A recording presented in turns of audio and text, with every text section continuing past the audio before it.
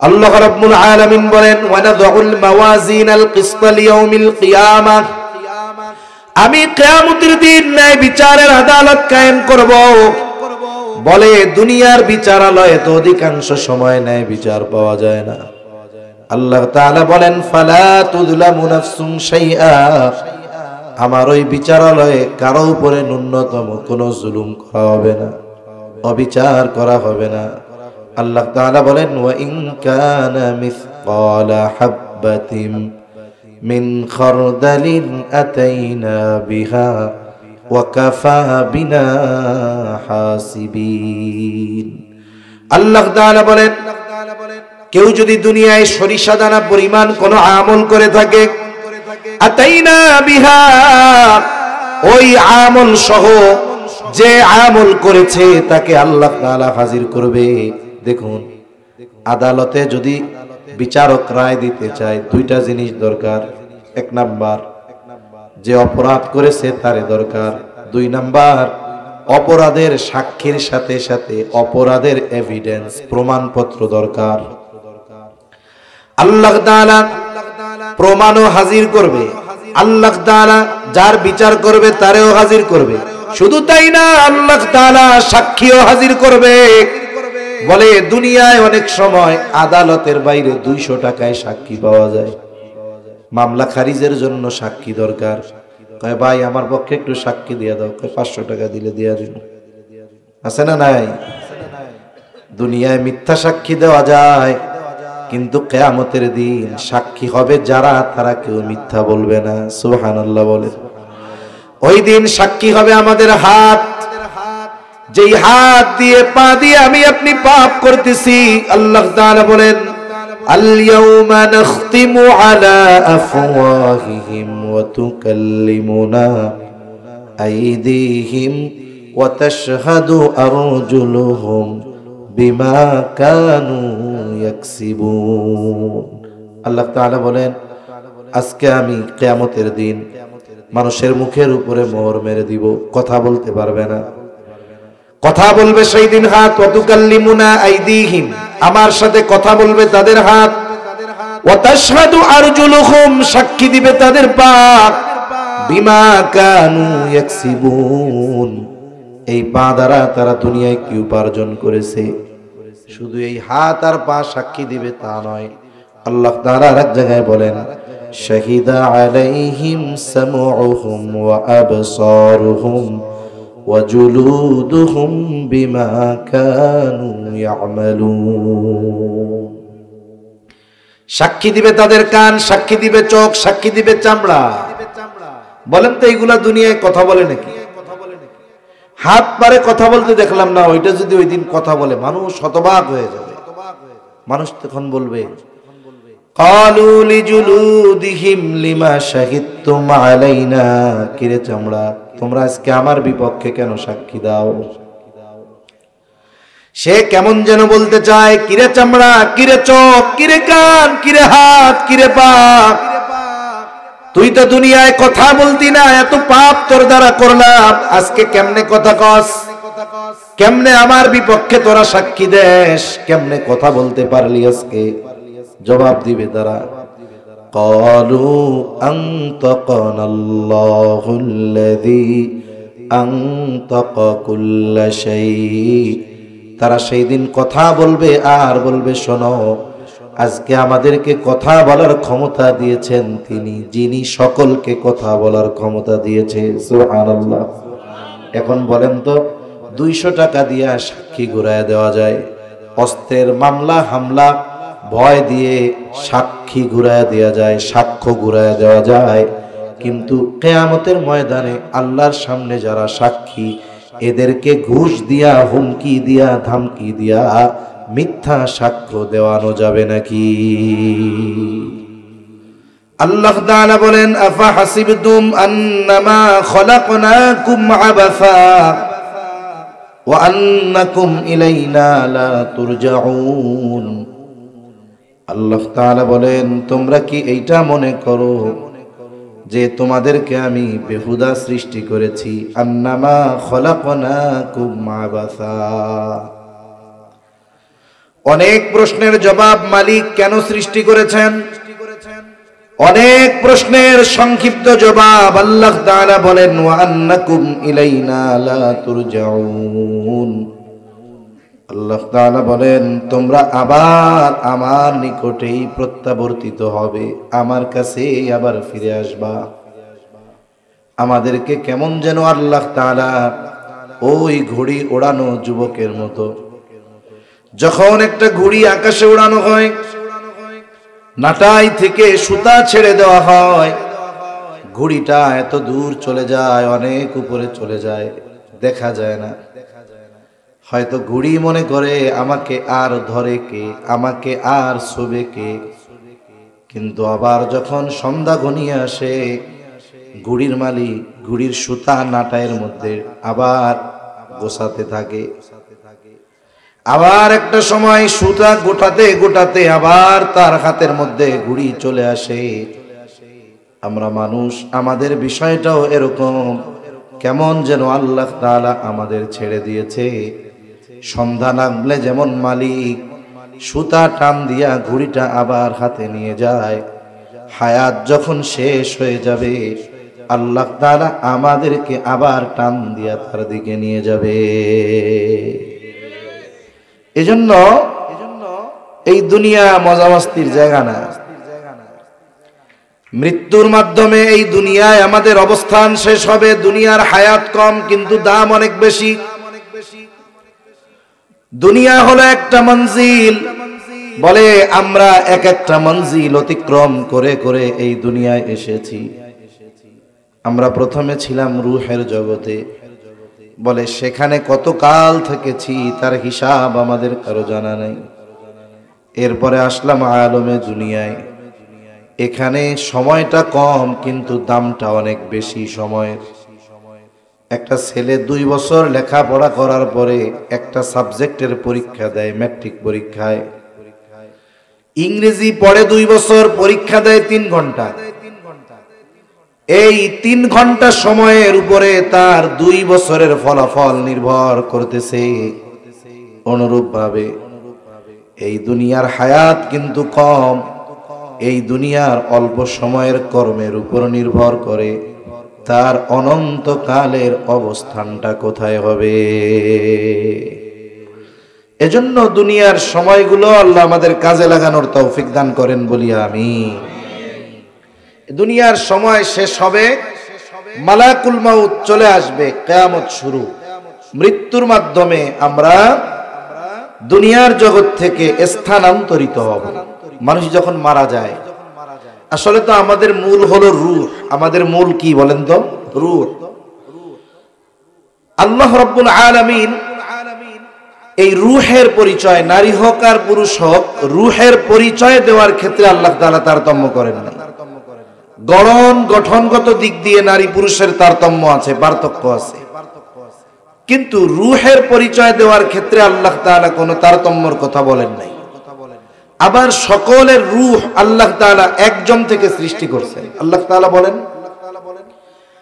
ইয়া আইয়ুহান নাসুত্তাকু রাব্বাকুমুল্লাযী খলাকাকুম মিন নাফসিন ওয়াহিদা ওয়া খালাকা মিনহা যাওজাহা ওয়া বাথসা মিনহুমা রিজালান কাসীরান ওয়া নিসাআ। আল্লাহ রাব্বুল আলামিন বলেন, ইয়া আইয়ুহান নাসুত্তাকু রাব্বাকুম, হে মানব সম্প্রদায় তোমরা তোমাদের রবকে ভয় করো। এই পৃথিবীর মানুষ হোক মুমিন, হোক কাফের, হোক নাস্তিক কিবা আস্তিক, আরবি কিবা অনারবি, নারী অথবা পুরুষ, বলেন তো সকল মানুষের রব যিনি, তিনি কে? আরো জোরে বলেন কে? আল্লাহ তাআলা বলেন কোন রব? আল্লাযী খলাকাকুম মিন নাফসিন ওয়াহিদা, যিনি তোমাদেরকে একটি প্রাণ থেকে সৃষ্টি করেছে। তাহলে পৃথিবীর সব মানুষের সৃষ্টির উৎস একজন মানুষ। কে বলতেছে? আরো জোরে কে? ঘুম আসতেছে নাকি আপনাদের? বেশি সময় কথা বলবো না ইনশাআল্লাহ, কারণ রাত যদি অনেক বেশি হয় বেনামাজির কোনো চিন্তা নাই, চিন্তা হলো নামাজির, ঠিক না? কারণ যে সব জায়গায় বক্তারা বলে, ওয়াইজরা বলে ওয়াজ চলবে, হাত উঁচা করে কয়েকজন চলবে। কতক্ষণ চলবে? বলে সারা রাত।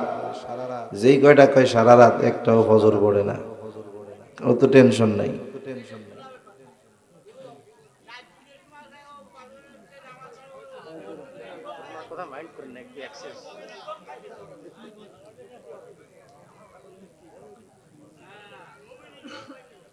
তাহলে আপনি এদিকে আসেন, এদিকে আসেন মুরব্বী, এদিকে আসেন, এদিকে আসেন, আপনি এদিকে আসেন, এই জায়গা বসেন, এসে কাছে আসেন, আপনার তাল দিতে লাগবে আমার, আসেন।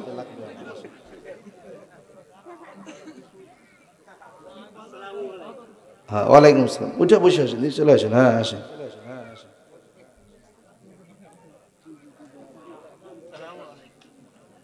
তাহলে যারা বলে সারা রাত চলবে, এদের মধ্যে অধিকাংশই ফজরের নামাজ পড়ে না, এটাই বাস্তব। কারণ নামাজই একটা অভ্যাসের মধ্যে থাকে, অভ্যাসের ব্যাঘাত ঘটলে তখন একটু ঝামেলা হয়ে যায়। তাহলে বলতেছিলাম যে সকল মানুষের মৌলিক রূহ, এটা কয়জন থেকে আল্লাহ বানাইছেন? এরপরে আল্লাহ তাআলা বলেন ওয়া খালাকা মিনহা যাওজাহা ওয়া বাসসা মিনহুমা রিজালান কাসীরান ওয়া নিসাআ। আল্লাহ তাআলা বলেন এরপরে তিনি তার থেকে তার জোড়া বানিয়েছেন। এরপরে এই দুইজনের মাধ্যমে আল্লাহ তাআলা গোটা পৃথিবী ব্যাপী নারী পুরুষের বিস্তার আল্লাহ তাআলা ঘটিয়েছে। যেটা মূল কথা বলতেছিলাম যে আমাদের মূল হলো রূহ। আমাদের মূল কি? রূহ। এটা যখন দেহ থেকে বের হয়ে যায় তখন এই দেহের আর কোনো দাম থাকে না। যত সুন্দর হোক, যত জ্ঞানী হোক, মনে করেন এখানে যদি কেউ আইসা থাকে, তার ফ্যামিলি বাসায়, সে বয়ান শুনতে আসছে, ওয়াজ শুনতে আসছে, তার স্ত্রী অথবা তার কন্যা তার জন্য বিছানা রেডি করে রাখছে, কম্বলটারেও বিছায় রাখছে বিছানার উপরে, যেন যাওয়ার সাথে সাথে শুয়ে পড়তে পারে, বিছানাটা ঠান্ডা না হয়ে যায়। এখন বলেন তো, ওই লোকটা যদি আল্লাহ না করুক, ওই লোকটা যদি এই জায়গায় মারা যায়, তার দেহ থেকে রূহ বের হয়ে যায়, তারে কি আর ওই ল্যাপের তলে নিবে? বাড়িও তার টাকা, খাটটাও তার টাকা, তোষকও তার টাকা, লেপ কম্বলটাও তার টাকা, কেউ বলবে না। ওই স্ত্রীও বলবে না যে বাকি রাত তার জন্য বিছানাটা বানাইছিলাম, বাকি রাতটাই বিছানার তলে, বিছানার উপরে থাক কম্বল গায়ে দিয়া। তাহলে রূহ যখন বের হয়ে যাবে, বলেই দেহের কোনো দাম নাই। মানুষের রূহ স্থানান্তরিত হয়, ধ্বংস হয়ে যায় না। যখন কোন মানুষ মারা যায়, সব অঞ্চলে এক ধরনের প্রচার হয়, ঘোষণা হয়, অমুক এলাকার অমুক আজ বিকাল 5 ঘটিকার সময় ইন্তেকাল করিয়াছে, আগামী দিন সকাল 9টায় অমুক স্থানে তার জানাজা অনুষ্ঠিত হবে। অতএব ধর্মপ্রাণ সকল মুসলমানদেরকে মরহুমের জানাজায় শরীক হওয়ার অনুরোধ করা গেল। এ প্রচার আপনাদের অঞ্চলেও করে, সব জায়গায় করে। এই কথাগুলো বলার সময় একটা কথা বলে, আরবি শব্দ ইন্তেকাল। ইন্তেকাল শব্দের অর্থ হলো স্থানান্তরিত হওয়া। রূহ শুধু জায়গা বদল করে, রূহ কখনো ধ্বংস হয় না। কেন? বলে আল্লাহ যেমন চিরন্তন, আল্লাহর কথাও তো চিরন্তন। রূহ হলো আল্লাহ তাআলার আদেশ। আল্লাহ বলেন ওয়ায়াসআলুনাকা আনির রূহ কুলির রূহু মিন আমরি রাব্বি। তারা আপনাকে জিজ্ঞাসা করে, আপনার কাছে জানতে চায় রূহ কি জিনিস। আপনি বলে দেন রূহ হলো আমার রবের আদেশ। তাহলে ইন্তেকাল মানে স্থানান্তরিত হওয়া। তার মানে বলা হয় উনি দুনিয়ার জগৎ থেকে নতুন আর এক জগতে পদার্পণ করেছেন, স্থানান্তরিত হয়েছেন। হাদিসের ভাষায় সেই জগৎটাকে বলা হয় আলমে বরজখ। একটা মানুষের এই স্থানান্তরিত হওয়ার মাধ্যমেই কিয়ামত শুরু হয়ে যায়। যার মৃত্যু ভালো হয়, যে ইমানদার, তার অবস্থা আলমে বরজখে একরকম, বলে যে বদকার তার অবস্থা হয় আর এক রকম। মুসনাদে আহমদে লম্বা হাদিস আছে, যখন কোন ইমানদার নেককারের মৃত্যুর সময় হয়, আসমান হতে সাদা পোশাকে সুসজ্জিত একদল ফিরিস্তা তার কাছে হাজির হয়ে যায়, নরম সুঘ্রাণময় কাপড় নিয়ে চলে আসে। আর বদকারের ক্ষেত্রে ব্যতিক্রম, নেককার বান্দার কাছে আসার পর ফিরিস্তারা তাকে অভয় প্রদান করতে থাকে। একটা সময় নেককার বান্দার রূহ ঘামের সাথে শ্বাসের সাথে আস্তে করে বের হয়ে যায়, যেমন করে গ্লাসের মধ্যে যখন পানি ডালা হয়, শেষ বিন্দুটা জগের থেকে পানির শেষ ফোঁটাটা যেমন আস্তে করে গ্লাসে পড়ে, অনুরূপভাবে ওই রকম সুন্দরভাবে মুমিনের রূহ ফিরিস্তাদের কাপড়ের মধ্যে চলে যায়। এইবার তার রূহ নিয়ে আসমানের দিকে চলা হয়। প্রত্যেক আসমানে দরজা আছে, জিজ্ঞাসা করা হয় কার রূহ, বলে অমকের ছেলে অমক, বলে হ্যাঁ লোকটা ভালো ছিল। তার জন্য আসমানের দরজা খুলে দেওয়া হয়, এক এক করে 7টি আসমানের দরজা তার জন্য খুলে দেওয়া হয়। আল্লাহ তাআলার পক্ষ থেকে ঘোষণা আসে, যাও আমার এই বান্দার নামটা জান্নাতীদের তালিকায় অন্তর্ভুক্ত করে দাও। বদকারের ক্ষেত্রে ব্যতিক্রম, বলে কুশ্রী বিভৎস চেহারার গন্ধযুক্ত পোশাক আর খসখসে সালার মতো একটা কাপড় নিয়ে তারা হাজির। এই ভয়াবহ দৃশ্য দেখে বদকার প্রচন্ড ভীত হয়ে যায়, রূহ দেহ থেকে বের হতে চায় না, কারণ এতদিনের একটা সম্পর্ক সহজে আসতে চায় না। তাকে বলা হয়, এই বদকার ব্যক্তির রূহ আল্লাহর গজবের দিকে ধাবিত। সে তো বের হতে চায় না, জোর করে তাকে দেহ থেকে ছিনিয়ে নেওয়া হয়। নবীজি সাল্লাল্লাহু আলাইহি ওয়াসাল্লাম বলেন, একটা জীবন্ত ছাগলকে যদি ছিলে ফেলা হতো, ওই ছাগলের যত কষ্ট হয়, একজন বদকার ব্যক্তির মৃত্যুর সময় এর চাইতেও বেশি কষ্ট হয়। এর রূহ নিয়ে আসমানের দিকে যাওয়া হয়, দরজা খোলার অনুমতি নেই। জাহান্নামীদের তালিকায় তার নাম অন্তর্ভুক্ত হয়ে যায়। এবার তার ইমিগ্রেশন শুরু। যখন একজন ব্যক্তি বিদেশে যাবে, পাসপোর্ট ভিসা প্রথমে দেখে, এবার ঢুকায় দেয় ভিতরে। ভেতরে গেলেই সব শেষ না, মূল যাচাই বাছাই তো ইমিগ্রেশনে হয়। অনেকে বাংলাদেশের ইমিগ্রেশন থেকেই ফেরত চলে আসা লাগে, অনেকে বাংলাদেশেরটা পাড়ি দিয়ে ওই দেশেও যায়, ওই দেশের ইমিগ্রেশনে ধরা খেয়ে আবার ফিরে আসা লাগে। কবরের ইমিগ্রেশন, সওয়াল জবাব, আল্লাহ রাব্বুল আলামিন এই সওয়াল জবাবগুলোর খবর আমরা সকলেই জানি। আল্লাহ রাব্বুল আলামিন কত সুন্দর নিজাম রাখছেন দেখুন। দুনিয়ায় সফলতা বিফলতা নির্ধারিত হয় পরীক্ষার মাধ্যমে, অনুরূপভাবে আখিরাতের সফলতা বিফলতা এটাও নির্ধারণ শুরু হয় পরীক্ষার মাধ্যমে। এই জন্য যখন কাউকে কবরস্থ করে চলে আসা হয়, দাফন কমপ্লিট, সব কিছু কমপ্লিট যখন হয়ে যায়, মানুষেরা কিছু দূর না যাইতেই কবরের মধ্যে প্রশ্ন করার জন্য ফেরেশতা হাজির। কবরের 3 প্রশ্ন আমাদের সবার জানা আছে, শুধু মুসলিম না অমুসলিমদেরও জানা আছে, ঠিক না? শুধু প্রশ্ন না, বলে জবাব সহ জানা আছে। অথচ প্রশ্ন আল্লাহ তাআলা জানায় দিয়েছেন। আবার দুনিয়ার পরীক্ষার হলের প্রশ্ন হলে যাওয়ার আগে জানা যায় না। দুনিয়ার পরীক্ষার হলের প্রশ্ন যদিও না জানা যায়, কিন্তু যদি একটু লেখাপড়া করা হয় তাহলে প্রশ্নের জবাব দেওয়া যায়। তার মানে দুনিয়ার পরীক্ষার জবাব, প্রশ্নের জবাবের সম্পৃক্ততা হলো লেখাপড়ার সাথে। তবে কবরের 3 প্রশ্নের জবাব, এটা লেখাপড়া মুখস্থের সাথে নয়, বরং এই 3 প্রশ্নের জবাব হলো দুনিয়ার মানুষের কর্মের সাথে সম্পৃক্ত। কেউ যদি এটা মনে করে যে দুনিয়ায় তো অনেক পরীক্ষা নকল করে পাশ করে গেছি, মরার সময় ওসিয়ত করে যায় যদি মরার পরে এক কাম করিস, জবাব 3টা লেখা আমার কাফনের মধ্যে দিয়ে দিস, কাম হবে? কাজ হবে না।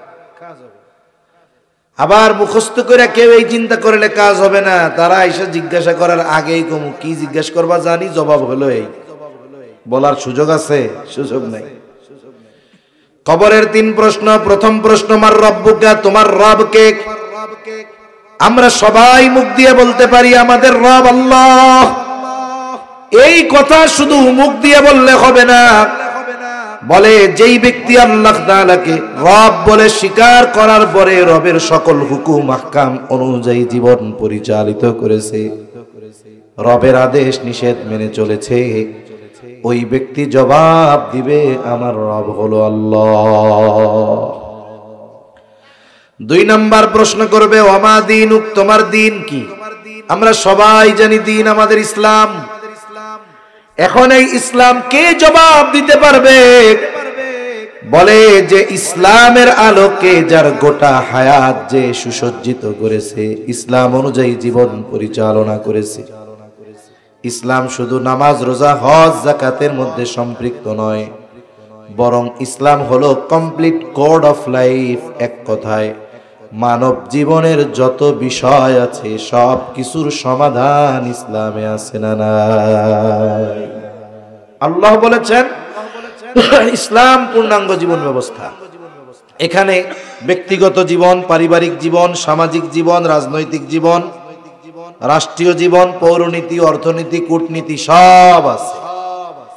এখন কেউ যদি বলতে চায় যে ইসলামে এই জিনিসটা নাই, সে ওই আয়াতের অস্বীকারী বলে গণ্য হবে। এজন্য কিছু বিষয় আছে আমি আমল করতে পারতেছি না, এটা আমার ব্যর্থতা।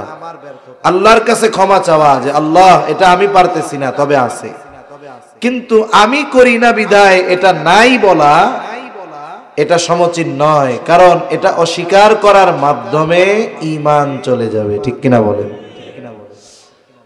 আমার দিন ইসলাম, আমি যদি ইসলামের আলোকে নিজেকে পরিচালিত করি, জবাব দিতে পারবো আমার দিন ইসলাম।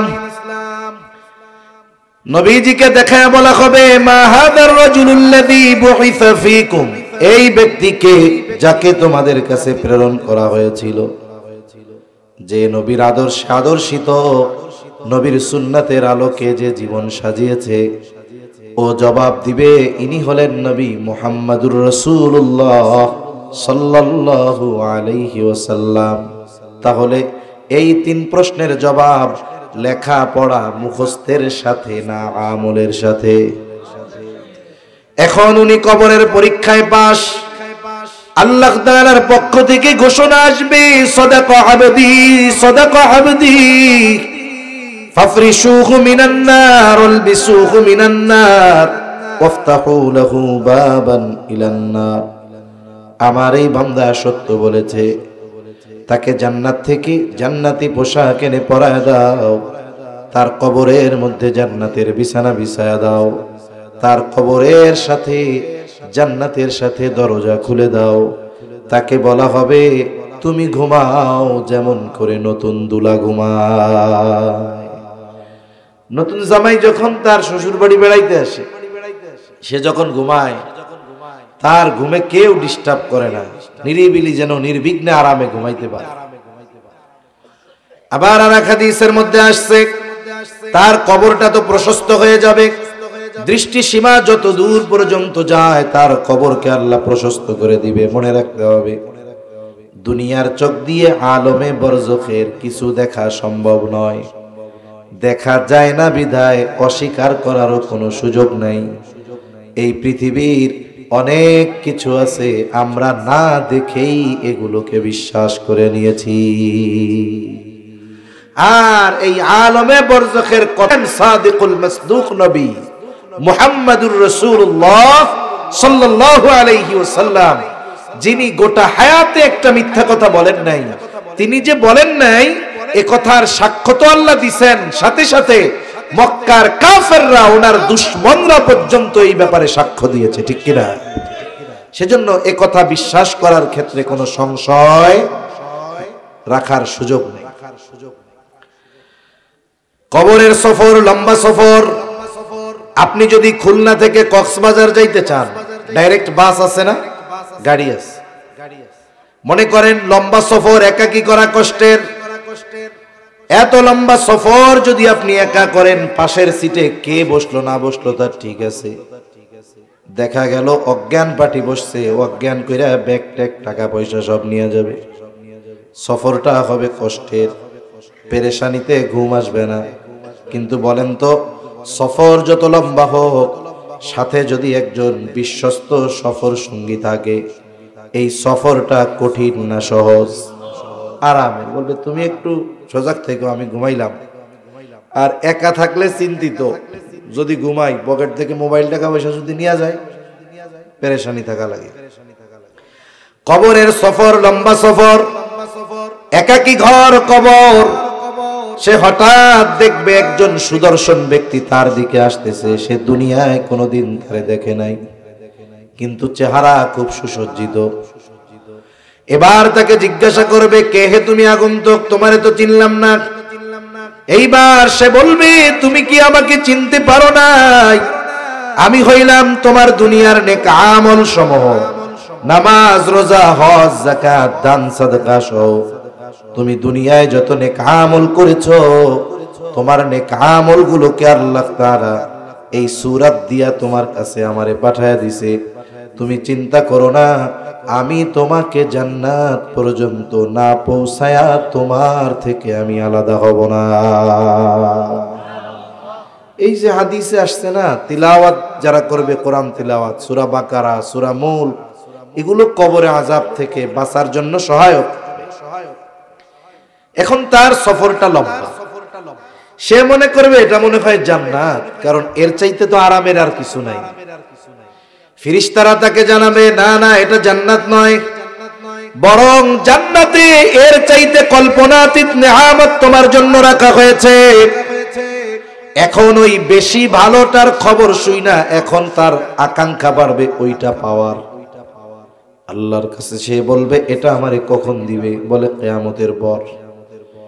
এইবার সে আল্লাহর কাছে বলবে, আল্লাহ যথা দ্রুত সম্ভব আপনি কিয়ামত কায়েম করেন, যাতে আমি আমার অনন্তকালের চূড়ান্ত বাসস্থানে যেতে পারি। আর যারা ওই যে নাফরমান বেঈমান, ওদের অবস্থা হবে ব্যতিক্রম। কবর হবে জাহান্নামের গর্ত। ও মনে করবে এটাই মনে হয় জাহান্নাম, কারণ এর চাইতে কষ্ট সে আর কোনোদিন দেখে নাই। ফেরেশতারা তাকে বলবে, না না, এটা জাহান্নাম নয়, বরং জাহান্নামে এর চাইতে কল্পনাতীত শাস্তি আল্লাহ তাআলা তোমার জন্য রেখে দিয়েছে। এইবার যখন আরো কঠিন শাস্তির খবর শুনবে, শুধুমাত্র ওই শাস্তির খবর শুনেই সে আল্লাহর কাছে বলতে থাকবে, আল্লাহ কিয়ামত যেন কখনোই কায়েম না হয়। সে যতই বলুক যেন না হয়, যথা সময়ে আল্লাহ তাআলা এটা কায়েম করবে। প্রথম কথা হলো, আমাদের সকলকে দুনিয়া থেকে চলে যেতে হবে। দুনিয়া থেকে যেই জায়গায় যাব, মারা যাওয়ার পর কবরস্থ করা হোক, কোনো হিংস্র প্রাণী দিয়ে খাইয়ে দেওয়া হোক, সমুদ্রের কোনো প্রাণী দিয়ে খাইয়ে দেওয়া হোক, প্রত্যেকটা মানুষের মৃত্যুর পর থেকে নিয়ে ইয়াউমুল হাসর, একত্রিতকরণ দিবস পর্যন্ত অবস্থান হবে যেই জায়গায়, সেই জায়গার নাম হলো আলমে বরজখ। এই আলমে বরজখে আমাদের সবার থাকতে হবে দীর্ঘকাল।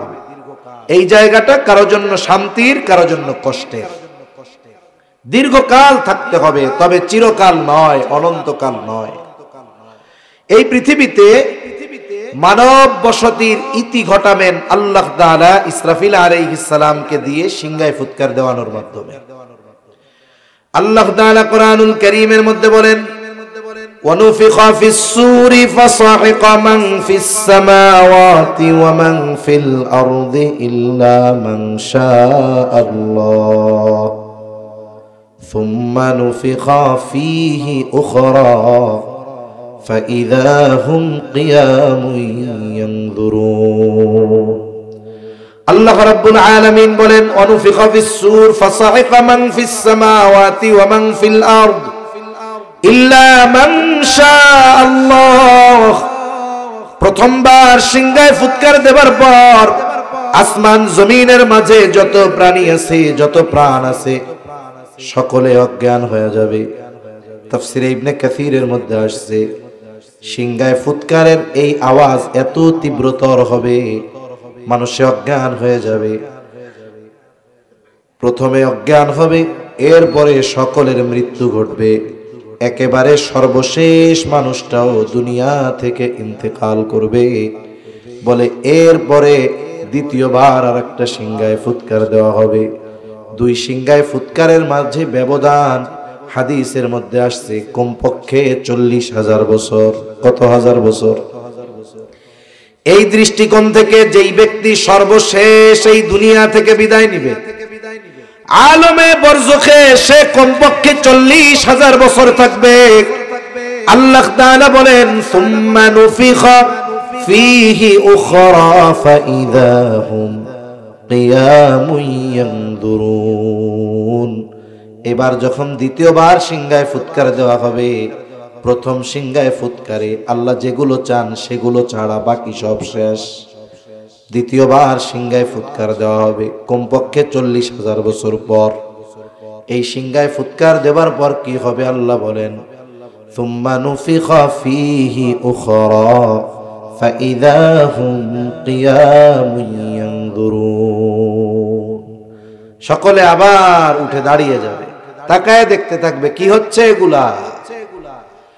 আল্লাহ তাআলা আরেক জায়গায় বলেন, সূরা ইয়াসিনের মধ্যে, وَنُفِخَ فِي الصُّورِ فَإِذَا هُمْ مِنَ الْأَجْدَاثِ إِلَى رَبِّهِمْ يَنْسِلُونَ। আল্লাহ তাআলা বলেন, এখানে দ্বিতীয়বার সিংহায় ফুৎকার উদ্দেশ্য। সিংহায় ফুৎকার দেওয়ার পরে কি হবে? فَإِذَا هُمْ مِنَ الْأَجْدَاثِ إِلَى رَبِّهِمْ يَنْسِلُونَ। প্রত্যেকে তার অবস্থান স্থল থেকে উঠে যাবে। শুধু উঠবে তা নয়, ইলা রব্বিহিম ইয়ানসিলুন, প্রত্যেকেই তাদের রবের দিকে ছুটতে থাকবে। এই যে মানুষ উঠলো, শুরু হলো পুনরুত্থান দিবস। এই দিবসের অবস্থাটা কেমন? আয়েশা সিদ্দিকা রাদিয়াল্লাহু তাআলা আনহা থেকে বর্ণিত, নবীজি বলেন, মানুষ যখন পুনরুত্থিত হবে, কারো গায়ে কোনো পোশাক থাকবে না, বিবস্ত্র অবস্থায় উঠবে। আয়েশা সিদ্দিকা রাদিয়াল্লাহু তাআলা আনহা বলেন, ইয়া রাসূলুল্লাহ, মানুষেরা কি লজ্জা পাবে না? একজন কি আরেকজনের দিকে তাকাবে না? নবীজি বলেন, আয়েশা, মানুষ এত ভীত চিন্তিত থাকবে যে একজন আরেকজনের দিকে তাকানোর বিষয়টা চিন্তাও করবে না। কতটা ভীত থাকবে? বলে আলমে বরজখে যাদের আযাব হয়েছিল, এরা মনে করেছিল এটাই জাহান্নাম। ওই ব্যক্তিও যখন হাসরের ময়দানে উঠবে, ও মনে করবে আমি তো এর আগে ঘুমাইয়াছিলাম। কি মনে করবে? ঘুমিয়েছিলাম। আল্লাহ তাআলা সে কথাও বলেন, قالوا يا ويلنا من بعثنا من مرقدنا هذا ما وعد الرحمن وصدق المرسلون। আল্লাহ তাআলা বলেন, মানুষেরা বলবে, ইয়া ওয়াইলানা মান বাআসানা মিন মারকাদিনা, হায় দুর্ভোগ, কে আমাদেরকে আমাদের অবস্থান স্থল থেকে জাগিয়ে দিল। কাকে জাগানো যায়? বলে যে ঘুমায় থাকে তারই জাগানো যায়। ওরা বলবে, মান বাআসানা, কে আমাদেরকে জাগায়া দিল, মিন মারকাদিনা, আমাদের অবস্থান স্থল থেকে। তখন মুমিনরা অথবা ফেরেশতারা তাদের এই কথার জবাবে বলবে, হাদা মা ওয়া'আদার রহমানু ওয়া সাদাকাল মুরসালুন। মুমিনরা অথবা ফেরেশতারা বলবে, হাদা মা ওয়া'আদার রহমান, এটা হলো দয়াময়ের সেই প্রতিশ্রুত দিবস, যেই দিবসের সত্যায়ন রাসূলগণ করেছে। এই দিবসের এক নাম হলো ইয়াউমুল হাসর, কারণ ওই দিন সকলকে একত্রিত করা হবে, একত্রিতকরণ দিবস। ওই দিবস মানুষের বিচার করা হবে। মালিক ইয়াউমিদ্দিন, ওই দিবসের একচ্ছত্র আধিপত্য হলো আল্লাহ তাআলার। বলে এই দিবস হলো সেই দিবস যেই দিন মানুষকে তার দুনিয়ার কর্মের পূর্ণ প্রতিদান যিনি দিবেন তিনি কে? এখন যদি ওই প্রতিদান দিবস পর্যন্ত নিতে হয়, মৃত্যুর দরকার আছে না? মনে রাখতে হবে, যদি আসলে কিয়ামত নাই হয়, বিচার যদি নাই হয়, তাহলে তো মুমিনরা আল্লাহর ভয়ে, আখিরাতের ভয়ে দুনিয়ায় পাপাচার অনাচার থেকে বাঁচছে। কিয়ামত না হলে প্রক্রান্তরে মুমিনদের উপরে জুলুম করা হবে। কিন্তু আল্লাহ কি জুলুম করেন কারো উপরে? আল্লাহ জুলুম করেন না। আল্লাহ সবচাইতে বড় ন্যায় বিচারক। ওই কথাই আয়াতের মধ্যে আল্লাহ তাআলা বলেন, কুল্লু নাফসিন যায়িকাতুল মাউত ওয়া ইন্নামা তুওয়াফাউনা উজুরাকুম ইয়াওমাল কিয়ামাহ। কিয়ামতের দিন মানুষকে তার কর্মের পূর্ণ প্রতিদান দেওয়া হবে। সেই দিন শুধু প্রতিদান দেওয়া হবে তা নয়, প্রত্যেকটা মানুষকে তার দুনিয়ার পরিপূর্ণ কর্মের খবরও যিনি জানাবেন তিনি কে? মানুষেরা এবার একত্রিত হবে, ওই দিন আল্লাহ তাআলা বিচার করবেন। লম্বা কথা। ওই দিনের অবস্থাটা কেমন হবে, মানুষের আতঙ্ক কেমন হবে সেই দিন? আল্লাহ তাআলা কিয়ামতের ময়দানের একটা চিত্র সূরা আবাসার মধ্যে তুলে ধরেন।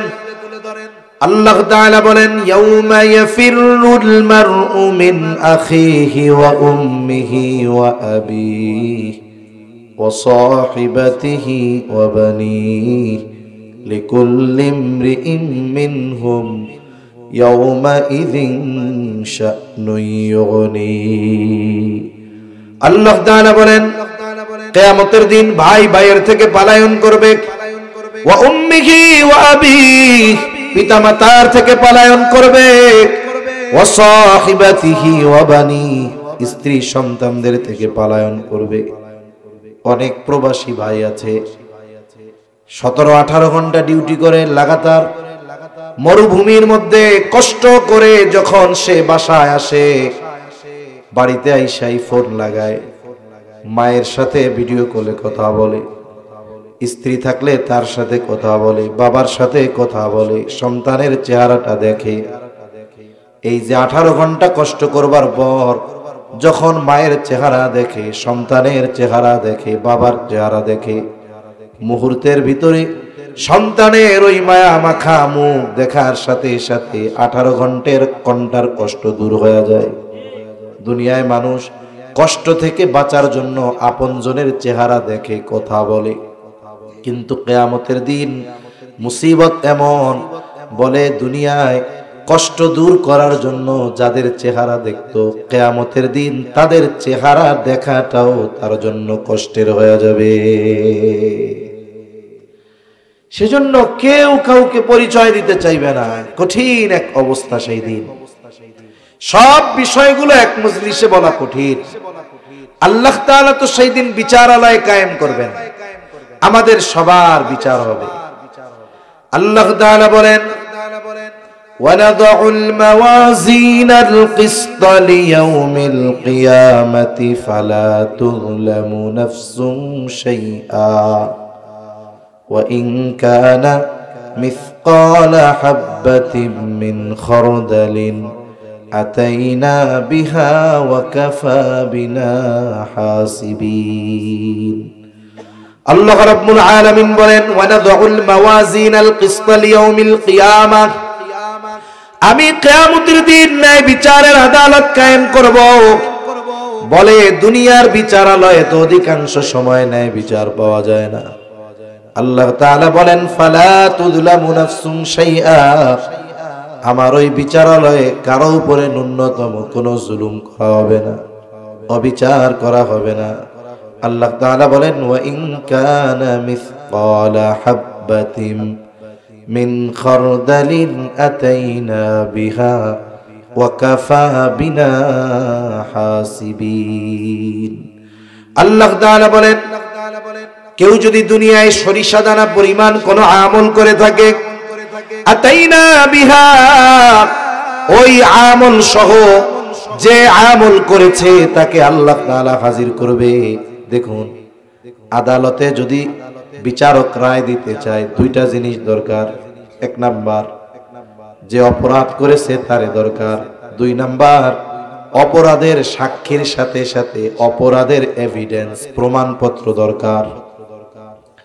আল্লাহ তাআলা প্রমাণও হাজির করবে, আল্লাহ তাআলা যার বিচার করবে তারেও হাজির করবে।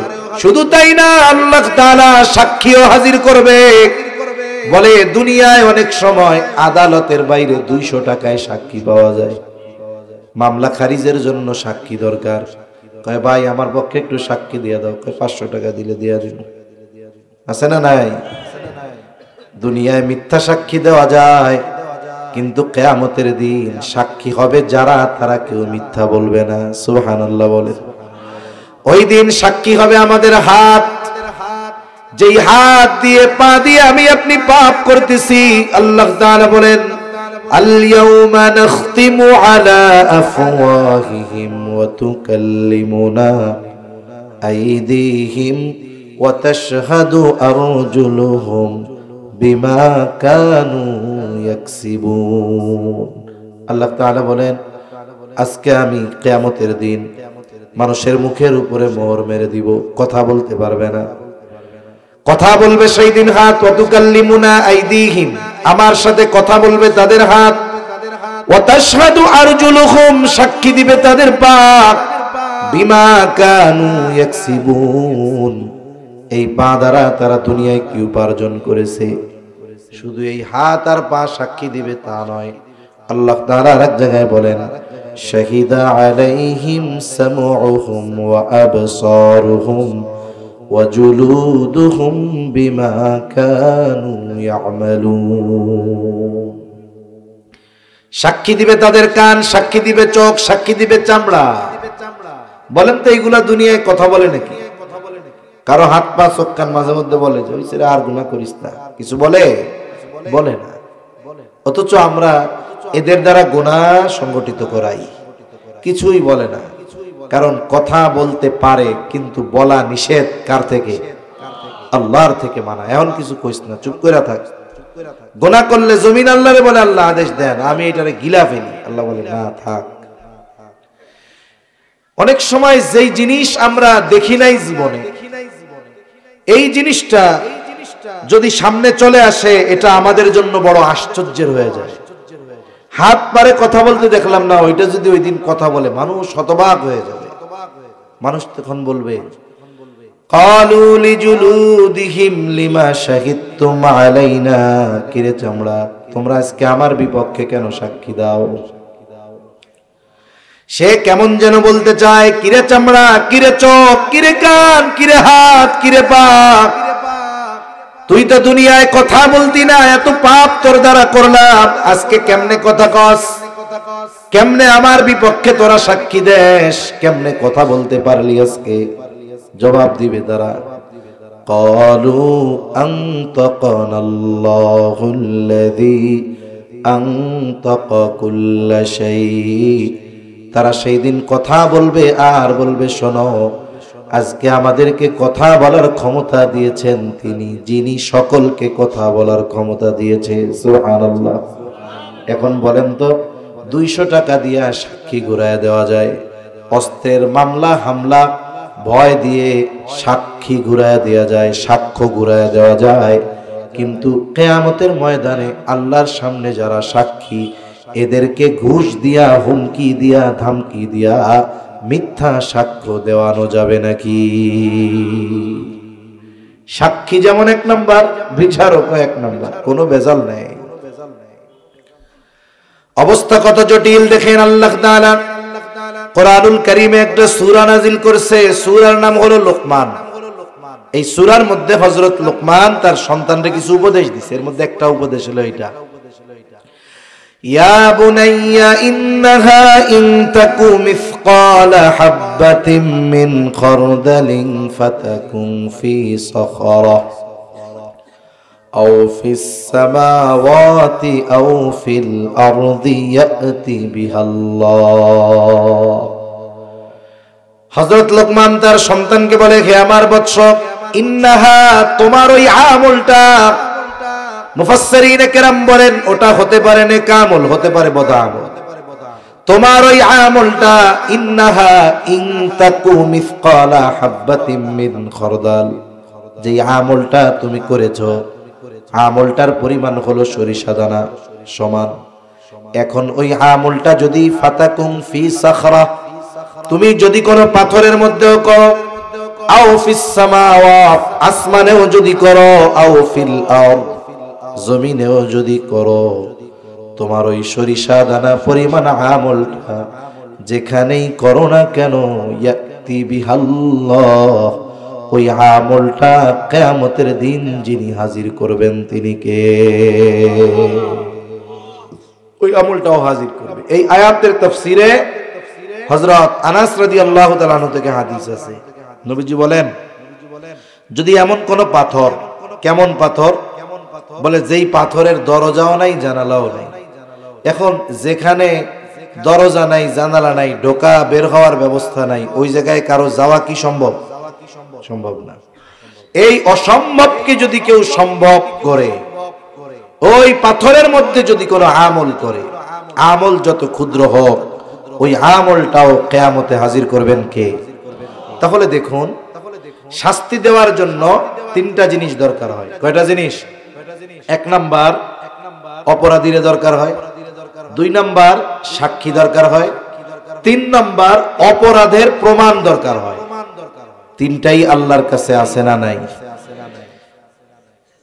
দুনিয়ার সব লুকানো যাইতে পারে, এটা লুকানোর উপায় নাই, কারণ আমার কর্ম দুনিয়ার কেউ না জানলেও জানে কে? আল্লাহ জানে। হাসরের ময়দানে কয়েকটা সময় হবে সবচাইতে ভীতিকর পরিস্থিতি। এর মধ্যে একটি হলো যখন আমলনামা দেওয়ার ঘোষণা দেওয়া হবে। আমলনামা দেওয়ার সবাই নীরব নিস্তব্ধ, কারণ আজকে যদি বাম হাতে আমলনামা পায় সব শেষ, ডান হাতে আমলনামা পাইলে ও বাঁচলো। আল্লাহ তাআলা আমলনামাগুলো ছেড়ে দিবে। ভুল হবে না যে একজনের আর একজনের কাছে যাবে, এমনটা হবে না। আবার মন চাইলেই ডান হাতে নেওয়া যাবে, এমনটাও না। কে ডান হাতে পাবে কে বাম হাতে পাবে সব নির্ভর করতেছে তার দুনিয়ার কর্মের উপর। আল্লাহ তাআলা আমলনামাগুলো ছেড়ে দিবে।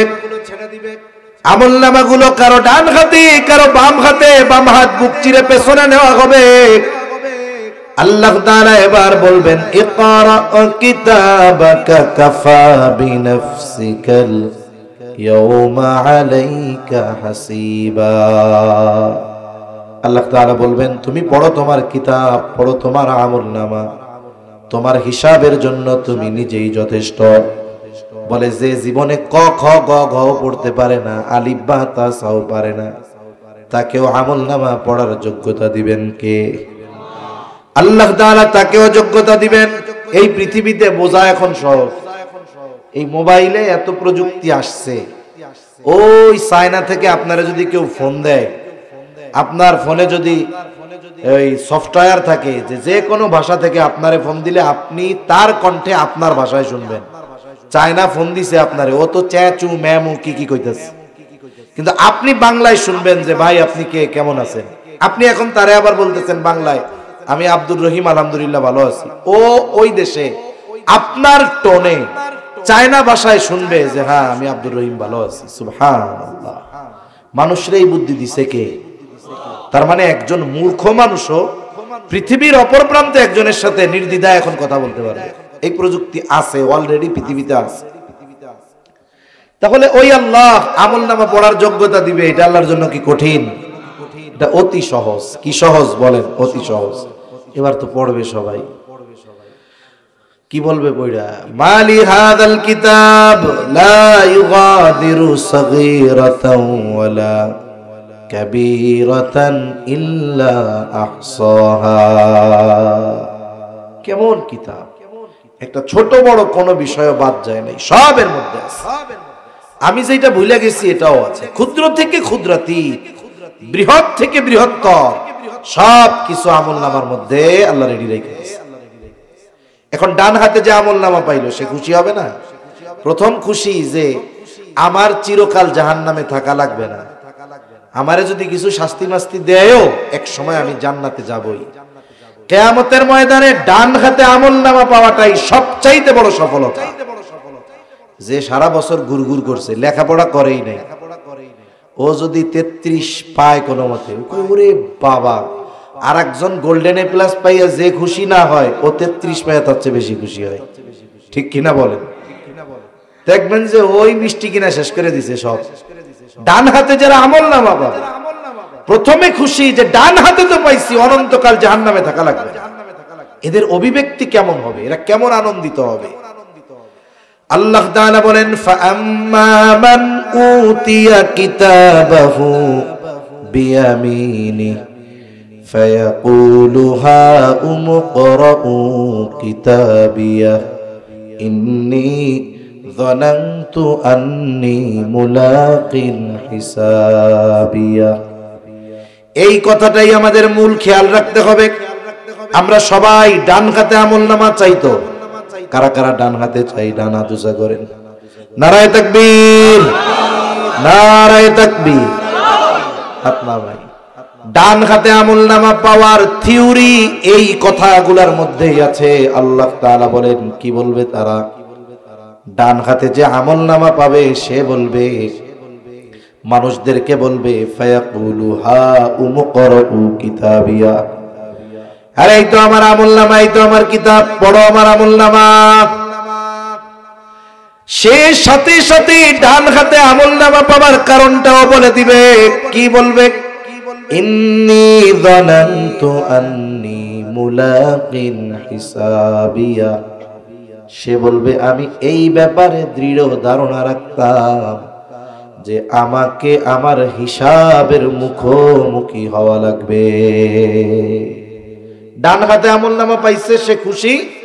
মানুষরে বলে যে এইটা আমার আমলনামা, পড়ো। এখন মানুষ যদি তারে বলে যে তুমি ডান হাতে আমলনামা কেমনে পাইলা, ও তখন বলবে যে আমি দুনিয়াতে এই ব্যাপারে দৃঢ় বিশ্বাস রাখতাম। কোন ব্যাপারে? যে আন্নী মুলাকিন হিসাবিয়া। মূল কথা হলো, আমাকে আল্লাহর সামনে আমার কর্মের হিসাব দিতে হবে, আমার হিসাব আল্লাহর সামনে দিতে হবে। এই চিন্তা ব্যতীত কোনো মানুষের জীবন পরিবর্তন সম্ভব নয়। আপনি সিসি ক্যামেরা দিয়ে, আইন করে, পুলিশ বাড়িয়ে অপরাধ নির্মূল করা সম্ভব পরিপূর্ণভাবে কখনোই হবে না, যতক্ষণ না আমাদের প্রত্যেকের মধ্যে ওই চিন্তা আসবে যে আমাকে আমার কর্মের হিসাব আল্লাহর সামনে দেওয়া লাগবে। এটা মানব জীবনের বড় এক শিক্ষা। আমি অপরাধ করে পার পেয়ে যেতে পারি। এই যে অপরাধীদের ধরতেছে ডেভিল হান্ট নাকি জানি, অপারেশন ডেভিল হান্ট না? সব অপরাধী ধরা পড়বে না, কিছু ফাঁক দিয়ে বের হয়েই যাবে। তাহলে এত কঠোর নিরাপত্তা আইনের মধ্যেও বের হয়ে যাবে কতজন? হয়তো অনেকের অপরাধের খবর কেউ জানবেই না, কিন্তু এই কথা যদি কোনো ব্যক্তির মধ্যে দৃঢ়ভাবে প্রথিত হয়ে যায়, গেঁথে যায় যে দুনিয়ায় হয়তো আমি আইনের চোখ ফাঁকি দিতে পারবো, মানুষের চোখ ফাঁকি দিতে পারবো, কিন্তু আমার এই হিসাব দুনিয়ার কাছে কারো কাছে না দেওয়া লাগলেও দিতে হবে কার কাছে? জোরে বলেন, আল্লাহর কাছে। এ চিন্তা। এখন বাম হাতে আরেক দল আমলনামা পাবে না, এদের অবস্থাটা কি হবে? আল্লাহ তাআলা বলেন, ওয়া আম্মা মান উতিয়া কিতাবাহু বিশিমালি ফায়াকুলু ইয়া লাইতানি লাম উতা কিতাবিয়া ওয়া লাম আদরি মা হিসাবিয়া ইয়া লাইতাহা কানাতিল কাদিয়া মা আগনা আন্নী মালিয়া হালাকা আন্নী সুলতানিয়া। যেই মানুষেরা দুনিয়ায় অর্থ, ক্ষমতা এগুলার দাপটে আল্লাহকে ভুলে গেছে, নাফরমানি করে, দুনিয়ায় যেই বিষয়গুলো নিয়ে সে ফখর করত, গর্ব করত, কিয়ামতের দিন এই বিষয়গুলোকে সে তার ধ্বংসের কারণ বলে মনে করবে। আজকে অনেক মানুষ আমরা আফসোস করি, আমার টাকা নাই, পয়সা নাই, আমি শেষ। আফসোস করে না এরকম? ওর অনেক আছে। ওই যে যার আছে ও যদি নাফরমান হয়, ও কিয়ামতের দিন এই সম্পদ ক্ষমতার জন্য আফসোস করবে। ও কি বলবে? বাম হাতে আমলনামা যে পাবে, ইয়া লাইতানি লাম উতা কিতাবিয়া, হায় রে আমি যদি এই কিতাব না পাইতাম। ইয়া লাইতাহা কানাতিল কাদিয়া, ওই প্রথমবার মৃত্যুই যদি আমার শেষ মৃত্যু বা চূড়ান্ত মৃত্যু হয়ে যাইতো, কতই না ভালো হইতো।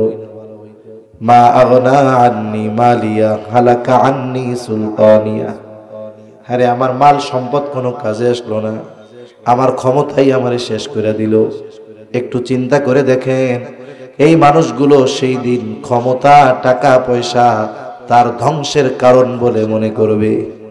যতই আফসোস করুক কোনো কাজ হবে না, অবশ্যই অবশ্যই তাদের ঠিকানা হয়ে যাবে জাহান্নাম। এজন্য আমাদের মনে রাখতে হবে। সর্বশেষ আমি শয়তানের একটা বক্তব্য বইলা বয়ান শেষ করে দিব 5-7 মিনিটের মধ্যে।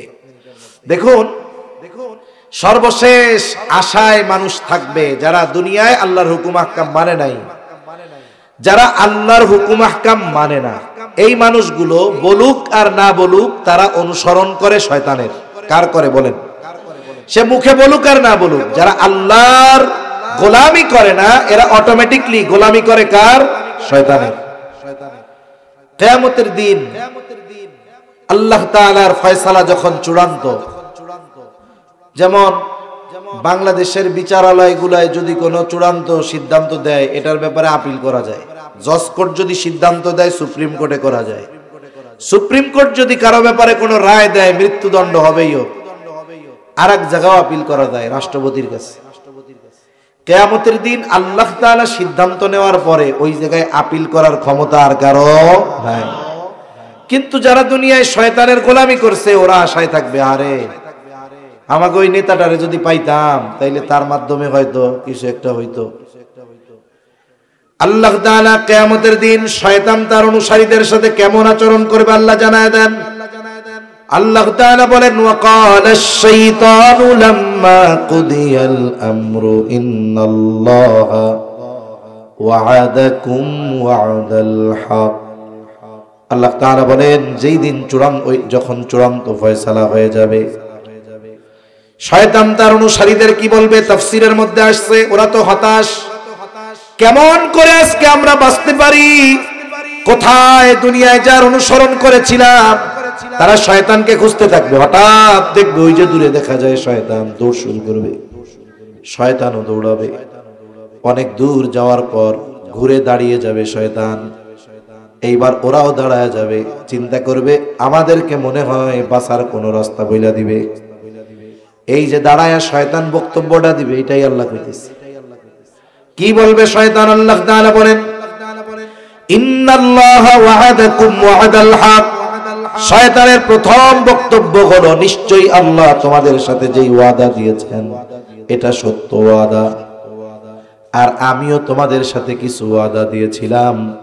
ওয়া ওয়া'আদতুকুম ফাআখলাফতুকুম, আল্লাহ যেটা ওয়াদা দিয়েছেন নিশ্চয়ই এটা সত্য ওয়াদা, আর আমি যেই ওয়াদা দিয়েছিলাম, যেই প্রতিশ্রুতি দিয়েছিলাম, ফাআখলাফতুকুম, আমি তোমাদের সাথে দেওয়া সেই প্রতিশ্রুতি আমি ভঙ্গ করলাম। আমার সেই ওয়াদা ছিল সব মিথ্যা, আমি এই প্রতিশ্রুতি অস্বীকার করলাম। এখন শয়তান উল্টা তার অনুসারীদের তিরস্কার করবে। এখন বলবে, ওয়ামা কানা লিয়া আলাইকুম মিন সুলতান ইল্লা আন দাআউতুকুম ফাস্তাজাবতুম লি।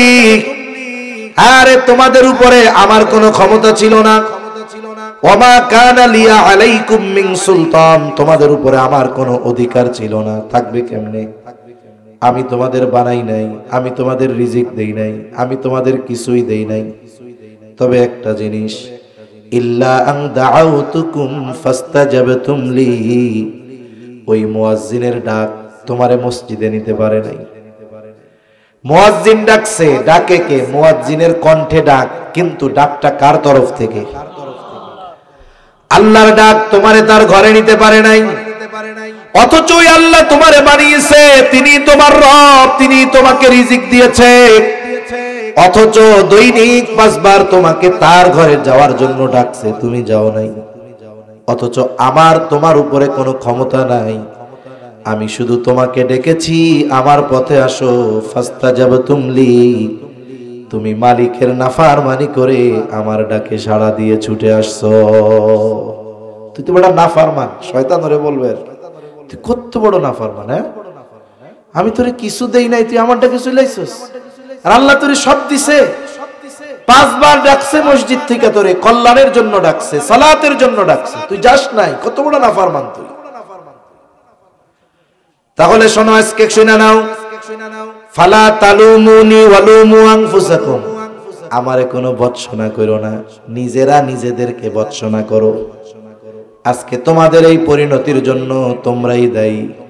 কারণ শয়তান তো আল্লাহ তাআলার ইজ্জতের কসম করে বলেছিল, ক্বালা ফাবিইজ্জাতিকা লাউগওয়িয়ান্নাহুম আজমাঈন, আপনার ইজ্জতের কসম সবগুলোকে আমি পথভ্রষ্ট করে ফেলবো। আমার কাজই তো ছিল আজকে তোদেরকে এই জায়গায় আনা, আমি আমার কাজ করছি। সেজন্য আমারে তিরস্কার না করে তোমরা নিজেরা নিজেদেরকে তিরস্কার করো, ভৎসনা করো। মা আনা বিমুসরিখিকুম ওয়া মা আনতুম বিমুসরিখিয়া, তোমরা তো আশায় বসে রইছো তোমাকে বাঁচামু। ধর্মী আমি তো আমার জন্যই কিছু করতে পারবো না, আর তোমাকে আমি আজকে বাঁচামু, তাই না? ভাগো এখান থেকে। ইন্নী কাফারতু বিমা আশরাকতুমুনি মিন ক্বাবল, আমি আজকে অস্বীকার করলাম ইতিপূর্বে তোমরা আমার সাথে যত কিছুর শিরিক করেছো। এইবার শয়তানের সাথে তার অনুসারীদের চাটখাট হয়ে গেল। এবার আল্লাহ তাআলা বলেন, ইন্নায যালিমিনা লাহুম আযাবুন আলীম। আল্লাহ কি বলতে চান? যে আমি এত সুন্দরভাবে জানায় দিলাম যে শয়তান কিয়ামতের ময়দানে তোমাদের সাথে কেমন আচরণ করবে। সুস্পষ্টভাবে জানায় দিছি তোমাদের জন্মশত্রু, প্রকাশ্য শত্রু এটা। এরপরেও তোমরা আমার কথা না মাইনা তার অনুসরণ করছো। তবু মতো জালেম আর কেউ আছে? এজন্য এই জালেমদের জন্য আল্লাহ তাআলা কঠিন শাস্তি প্রস্তুত করে রাখছেন, ঠিক কিনা বলেন? এজন্য আমরা কেউ ওই শাস্তি পাইতে চাই না, কেউ চাই?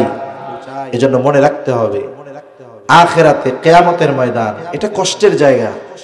কিন্তু আমরা যদি দুনিয়ায় ওই আল্লাহর ডাকে সাড়া দিয়ে মসজিদমুখী হই, পাপ থেকে বেঁচে থাকি, এই ভয়াবহ কিয়ামতের ময়দান মুহূর্তের মধ্যে আমাদের জন্য, ইমানদারদের জন্য অতিবাহিত হয়ে যাবে, ঠিক কিনা বলেন? এজন্য আসল বাস্তবতা হলো আমরা মুখে যতটুকু এই ভয়াবহর কথা বলতে পারি বা বলি, শুনি, কিয়ামতের ময়দানের ভয়াবহতা এটা কল্পনা করা, বাস্তবিক অবস্থা জবানে তুলে ধরা এটা অসম্ভব। কিন্তু কিয়ামত সংগঠিত হবে, এ ব্যাপারে কোনো সন্দেহ আছে? কোনো সন্দেহ নাই।